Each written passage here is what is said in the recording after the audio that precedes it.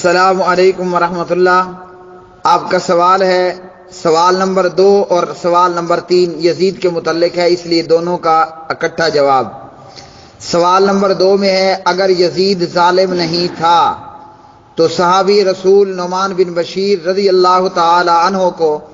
کوفے کی گورنری سے معزول کر کے ابن زیاد کو کوفے کا گورنر کیوں مقرر کیا؟ جی، ابن زیاد کو اس لیے مقرر کیا گیا کہ نعمان بن بشیر رضی اللہ تعالی عنہ مسلم بن عقیل کے معاملے کو سنجیدہ نہیں لے رہے تھے، تو اس لیے اس کی جگہ پر عبید اللہ ابن زیاد کو کوفے کا گورنر بنایا گیا۔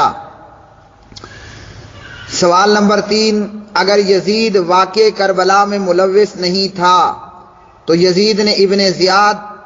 اور اسی طرح ابن سعد اور شمر کو سزا کیوں نہ دی؟ کیونکہ اس وقت یزید کی حکومت تھی۔ محترم بھائی، پہلے تو یہ بات یاد رکھ لیجئے، یزید کی حکومت کا دورانیہ تقریباً 3 سال کے لگ بھگ ہے، کچھ زیادہ یا کچھ کم۔ تو اتنے مختصر عرصے میں حضرت معاویہ امیر المومنین معاویہ رضی اللہ تعالی عنہ کی وفات کے بعد یزید کی بیعت کے حوالے سے مختلف علاقوں کے اندر ہنگامہ آرائی یا شورش موجود تھی۔ بعض لوگوں نے یزید کی بیعت سے انکار کر دیا تھا۔ اسی طرح یہی معاملہ حجاز کے اندر بھی تھا اور دیگر علاقوں میں بھی۔ اب یزید نے ابن زیاد کو شہادت حسین کے قصاص میں، قتل حسین میں کیوں قتل نہیں کیا؟ تو یزید کے پاس جب حضرت حسین رضی اللہ تعالی عنہ کا سر لایا گیا تو یزید نے عبید اللہ ابن زیاد پر 1 سے زیادہ مرتبہ لعنت کی مختلف موقعوں پر، اور کہا کہ میں نے عبید اللہ ابن زیاد کو حضرت حسین رضی اللہ تعالی عنہ کے قتل کرنے کا حکم نہیں دیا تھا، اگر میں ہوتا تو میں جناب حسین رضی اللہ تعالی عنہ کی جان نہ لیتا۔ یزید نے بار بار عبید اللہ ابن زیاد پر لعنت کی، اور اسی طرح جب عبید اللہ ابن زیاد نے اپنا بندہ بھیجا اور اس نے آ کر اسے بصرہ میں یہ اطلاع دی کہ یزید فوت ہو چکا ہے، تو عبید اللہ ابن زیاد نے منبر لگایا، لوگوں کو جمع کیا اور لوگوں کو اطلاع دی کہ یزید مر چکا ہے، اور ابن زیاد نے یزید پر لعنت ملامت کی، اسے برا بلا کہا، اس لیے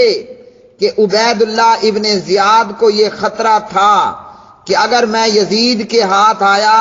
تو یزید میرے ساتھ برا سلوک کرے گا،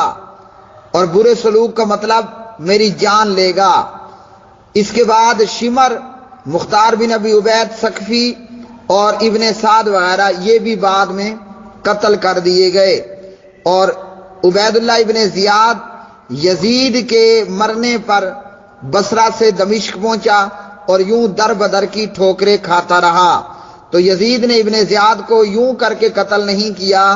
کہ ابن زیاد یزید کے ہتھے چڑھتا تو تب یزید اس کا معاملہ دیکھتا۔ یزید نے کہا کہ اگر میں اس موقع پر موجود ہوتا تو میں حضرت حسین رضی اللہ تعالی عنہ کے ساتھ ایسا کچھ بھی نہ کرتا۔ جب قافلہ حسین لٹ پھٹ کر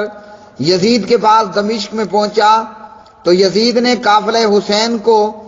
اپنے محلات میں رکھا، اور کھانے کے موقع پر امام زین العابدین علی بن حسین رضی اللہ تعالی عنہ کو اپنے ساتھ بلا کر دسترخوان پہ بٹھا کر کھانا کھلایا کرتے تھے۔ دنیا کا کوئی بھی شخص جس کے اندر معمولی بھی کچھ غیرت موجود ہو، وہ اپنے باپ کے قاتل کے ساتھ دسترخوان پہ بیٹھ کر کھانا نہیں کھایا کرتا، جبکہ امام زین العابدین جو کہ ام فروہ فاطمہ کے بیٹے تھے، اور ام فروہ جناب عمر بن خطاب رضی اللہ تعالی عنہ کی پوتی بھی تھی رشتے میں اور نواسی بھی تھی، تو امام زین العابدین اور اسی طرح قافلہ حسین کے دیگر لوگ کئی دنوں تک یزید کے پاس رہے، اور یزید جب ان کو مدینے روانہ کرنے لگا خصوصی دستے دے کر باحفاظت انہیں مدینۃ المنورہ پہنچایا، اور جتنا لوٹ کھسوٹ کیا گیا تھا قافلہ حسین کے ساتھ، یزید نے اس سے کئی گنا دگنا تگنا چگنا قافلہ حسین کو مال و اسباب اور درم و دینار دیے، اور انہیں عزت کے ساتھ اور معافی مانگتے ہوئے مدینے کی طرف روانہ کیا۔ البدایہ والنہایہ، تاریخ طبری وغیرہ۔ تو اس لیے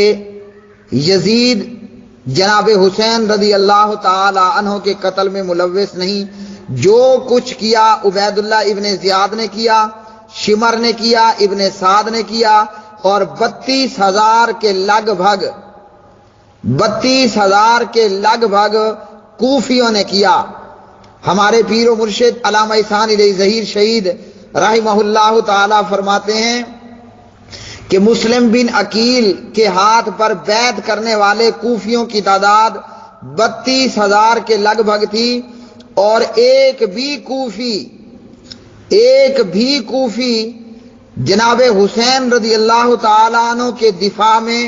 کرب و بلا کے اندر نہیں مرا۔ کوفیوں کو معلوم تھا کہ حضرت حسین کا کرب و بلا میں محاصرہ کر لیا گیا ہے۔ 32,000 میں سے 32 بندے بھی نکل کر دفاع حسین میں نہ کوفہ پہنچے، نہ دفاع حسین میں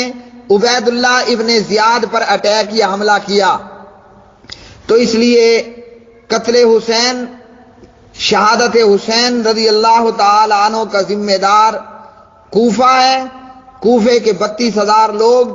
جنہوں نے حسین کو خط لکھے اور مسلم بن عقیل کو بے یار و مددگار چھوڑا، اور وہ ابن زیاد کے ہاتھوں قتل ہوا۔ پھر حضرت حسین رضی اللہ تعالی عنہ شمر اور ابن سعد کے حملہ کرنے کی وجہ سے شہید کیے گئے۔ تو اس لیے یزید کو برا بلا کہنا درست نہیں۔ اسلام نے ویسے ہی گالیاں دینے سے منع کیا ہے، اور اگر کسی کی زبان گالی دیے بغیر اس کو سکون نہیں آتا تو جو اس نے ملامت کرنی ہے وہ کوفیوں کو کرے۔ پہلے بتا چکا ہوں یزید ایک مسلمان حکمران تھا، اس سے غلطیاں بھی ہوئی ہیں اور اس نے بڑے اچھے کام بھی کیے ہیں۔ بہرحال یزید جو بھی تھا، ہم اتنا کہتے ہیں کہ جس نے حضرت حسین کو شہید کیا، جو حضرت حسین رضی اللہ عنہ کی شہادت میں ملوث ہوا، وہ دنیا کے اندر بھی ذلیل خوار ہو کر گیا، قبر و آخرت کے اندر بھی اس کے لیے بہت دردناک عذاب ہوگا۔